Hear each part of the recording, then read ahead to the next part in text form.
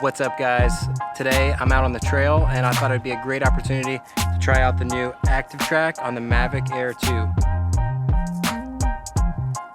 Now I've been flying drones for a few years now and I very rarely ever use the smart flight features or the ActiveTrack. I've always just preferred to fly it manually, have control over the drone, and that's just how I like to fly it. But with the new ActiveTrack 3.0, I really wanted to give it a try and see how good it does. So first I'm going to give it a try out in the open and make sure that I trust the drone. And then from there I'm going to try it on an actual trail.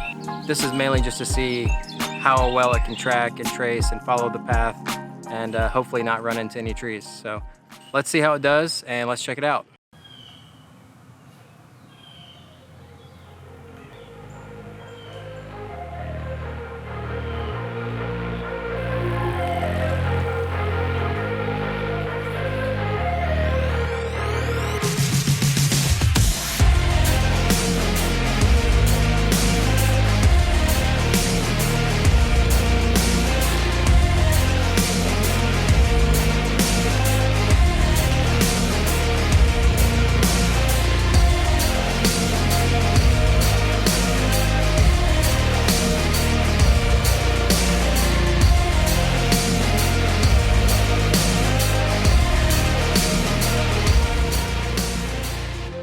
I shot all of these shots in 4K 30 frames per second, and I learned that you can't use ActiveTrack in any higher frame rates like 4K 60 or 1080 120 frames per second or 1080 240 frames per second.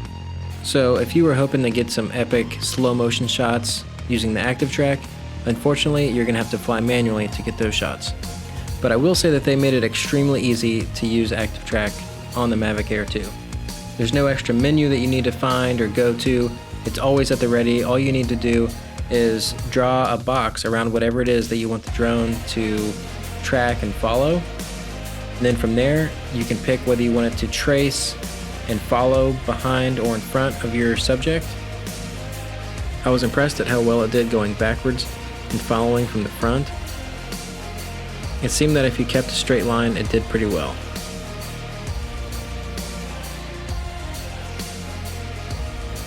Run parallel to your subject, or you can use the point of interest to get nice, smooth, cinematic looking parallaxing movements. It'll automatically circle a subject, keeping it in the center of the frame. You can also determine if you want the movement to be fast or slow. If you don't pick any of these, but your subject is still selected in the frame, the drone will continue to stay pointed towards your subject while either sitting still in the sky, eye in the sky style, or you can manually fly and the drone will stay looking at your subject. Now this was a little strange because it didn't respond exactly how I was used to it, but I could see this being useful and it could be worth getting better at. It did great out in the open. I will say it was tricky and a bit difficult to try and trace on the screen and have the drone recognize a moving subject. It was much easier to start from a very slow or still position to trace the subject on screen before beginning any tracking sequence.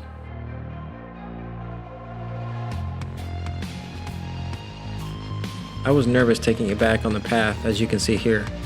I set the drone to fly at about 6 or 7 feet high, just enough to be over my head, but hopefully under any low-hanging leaves or branches. I did have APAS turned on, which is supposed to help fly around obstacles instead of stopping when it senses something in its path.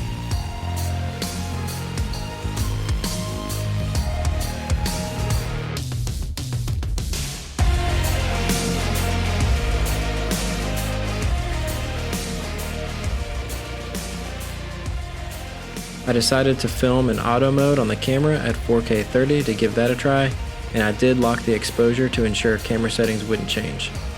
I thought that the drone did really well. I know that I'm not going very fast, but it had little to no room above or on each side for error. And with my history of flying manually, letting the drone track me and not watching the screen to monitor its actions was definitely a bit nerve-wracking to try out. But I must say I was impressed, and I can see the ActiveTrack 3.0 features coming in handy in the future.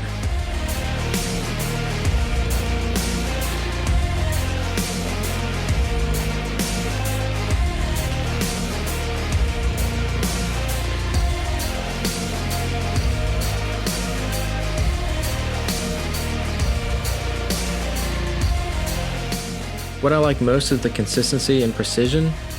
It can be difficult holding speed and tracking something when flying manually on the joysticks, but this held speed and provided smooth, professional-looking shots very easily.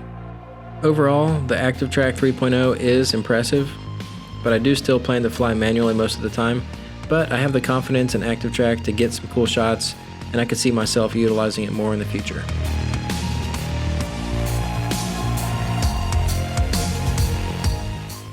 First impressions, I'm pretty impressed with it. It does make it pretty easy to film yourself if you're in that situation, and or if you don't feel comfortable flying it yourself, rely on the drone, and the drone might actually do a better job than manually flying it. But anyway, that's it for this video. I hope you guys enjoyed. Leave this video a thumbs up, subscribe to my channel. Thank you to all the new subscribers. It's been really fun making these videos and interacting with all y'all in the comments, and I'll see you guys in the next video.